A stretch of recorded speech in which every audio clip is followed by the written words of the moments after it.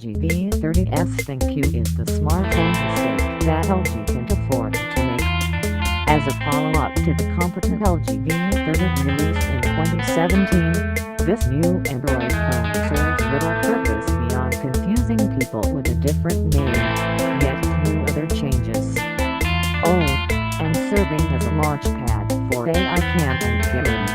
Its new AI-centric initiatives found in the camera app.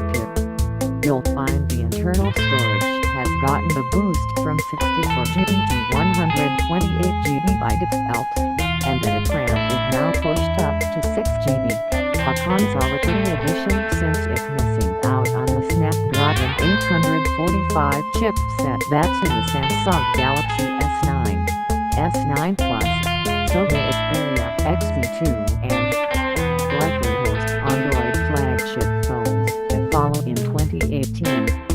Bizarrely, the minor hardware differences are the only things setting it apart from last year's standard V30 model. LG shared that in WC 2018 that the aforementioned smart camera features will be making their way to older V30 phones.